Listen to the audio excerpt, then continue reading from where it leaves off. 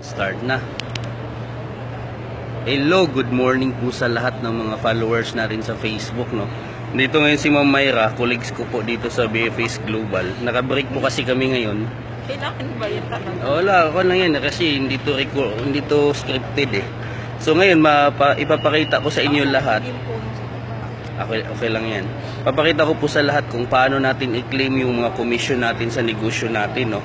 So, maglalagin ako sa system, tapos at least makita din ni Ma'am Myra kung ano yung business natin kasi first time niya din tong marinig. Kasabayan ko lang to lagi pag umuwi na sa hapon or pag kumakain sa tanghali. Okay, so, login tayo sa system. Click natin yung system natin sa Unified. So, login ko yung isa sa account ko para pakita ko po sa inyo ngayon yung negosyo natin para kay Ma'am Myra at saka paano natin kunin yung commission para makabayad ng utang kasi may babayaran akong utang. Emergency kasi, mayroong na-hospital so kailangan ko ng bayaran din, at least may savings na naman. So login lang natin yung account natin sa Unified. Yan, Joel Nobal 6, that's yung password. Okay, pag login natin dito kung password kasi very secured naman to, may verification pa UPS and mali pala. Okay, so ang tamang password ito. Kasi kahit alam nyo yung password, hindi nyo malalagin kasi magsisend ng email sa may-ari. Okay, may activation. So sa ngayon yung pundo ko sa system is 346 yung e-cash. So dapat magiging 30 million or 20,000 something kasi may babayaran akong utang. Ngayon yung Unified, ma'am, at saka para sa lahat, ito ngayon Joel Nobal, magkakaroon ka na ngayon ng loading business. Pwede kang magbenta ng Smart, Globe, Sun, Do, Itisalat, tsaka Salik. Tapos may bills payment na rin, pwede na magbayad ng mga Meralco, mga PLDT, yes, pwede na. Halimbawa sa utilities, kung nasa Maynila or sa Luzon, may mga Meralco dyan, pwede na magbayad dyan, diba? Ikakaltas doon sa pinakapundo natin itong e-cash kasi pupunduhan yung system eh. At the same time, meron na din tayong remittance which is very convenient na sa mga OFW at saka mahal to dati eh. Pagka nag-franchise ka kasi sa Western Union, it's 1.2 million. Millions din pag Cebuana. Ngayon dito, kasama na, may smart money ka na, may Cebuana ka na din. Ito, pwede ka na mag-send ng pera sa Cebuana, pwede ka rin mag-receive. Ikaw mismo is Cebuana Center ka na. At the same time, meron ka din Western Union. So, sobrang ganda, may remittance business ka na. So, yan po yung negosyo namin, ma'am. At the same time, meron na din ticketing. Pwedeng mag-book ng domestic flight at saka international flight. Yes. So, ganun po yung system natin. May international at saka domestic. Okay? Ngayon, ano pa? Meron din tayong insurance, yung accident insurance sa Malayan. So, later na yun, ma'am. Kasi ito po yung negosyo natin. Ngayon, at the same time, the more na mas marami kang matulungan na Pilipino na magkakaroon din ng ganitong negosyo, mayroon kang commission na marireceive, which is yan po yung ipapakita ko sa lahat ngayon. So ano yung commission na yun? Dito sa networking side. Pero take note, hindi lang ito yung paraan para kumita. Kasi may negosyo ka talaga eh. Pero hindi mo mapipigilan yung mga customer mo magtatanong, gusto ko rin ng ganyan. Eh the more na marami akong tinulungan, nagka-business din, kaya yun, kukunin ko na yung commission na binigay ng company. Kasi it's either mag-direct sila sa company or sa akin, ganun din yung presyo eh. Yung pag nag-join sila, bumili sila ng system. So ngayon, papakita ko lang paano natin kukunin yung mga commission ko. Example, this week kukunin natin na. Kasi mayroon akong babayaran nga na utang. Papakita ko din sa inyo mamaya. Okay, so ngayon, ang pondo ko is 346. So dapat dadami yan. Diyan madadagdag.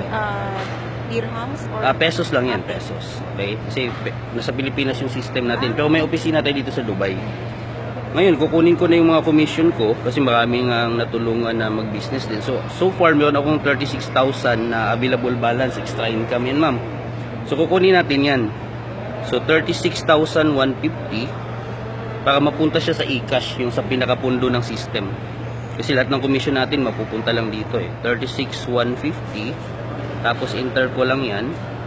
So, ibig sabihin, after makaltas yung tax na 10%, tsaka yung admin fee na 25 pesos, 32 na lang yung malinis na commission ko. So, kukunin ko yan kasi may babayaran akong utang ngayon. Oo, 10%. Ayos lang yun, ma'am, kasi maganda naman yung government natin ngayon eh, sa Pilipinas. So, since legal kasi ito eh, registered, so matitrace yan. Ngayon, para mapunta yan sa pondo ko, kasi ang e-cash ko kanina ito, 346, dapat itong 32, madagdag yan. So, i-claim na natin, instant din yan. So, ganun lang. Punta lang sa eCash, tapos convert to load fund. Oops, mali pa. Mali na naman. UPS Inday 1. Okay. Yun, successful. So, meron na akong pundo ngayon na 33,579. Diba? Not bad as an extra income. So, pakita ko ngayon yung babayaran natin ng mga utang. Ito, pinsan ko naman kasi ito, kaya medyo okay lang. Dili. Kaso mayroong emergency na hospital yung anak niya. So, kailangan kong bayaran. Magkano ba utang ko sa kanya? Nag-send na siya last week noon ito. May babayaran akong utang na 17,600. Plus yung may dirham ako ngayon, tinutal na namin, nakatutal na kanina, ito, 19,000 pesos. At the same time, syempre, na hospital, kailangan ko din magbigay ng tulong. So, 19,000 ang utang ko lahat. Kahit gawin nating magdagdag ako ng gawin nating 21,000. So, paano i-transfer sa account niya since member din yung pinsan ko? Ang kagandahan nito, pag remittance within member to member, 25 pesos lang ang babayaran, any amount, maximum of 50 mil. At the same time, instant, marireceive agad. So, yun ang kagandahan sa negosyo natin. Pag member na lahat, mas mura pa lalo yung remittance. So, ipapadala ko lang sa ID niya. Open natin yung unified ko ulit. Punta tayo sa remittance. Parang LBC to LBC. Diba ganon? So, dito naman, unified to unified, mga member. So, remittance, kasi mas mabilis eh. Instant pa, kamo. Click ko lang ngayon yung eCash to eCash. Tapos, send ko yung dealer code niya, kasi dealer din yung pinsan ko. Tapos, yung amount, so, utang ko 19,000, plus yung 2,000 na tulong sa hospital nila, 21,000. Password. Yan. Click na natin submit.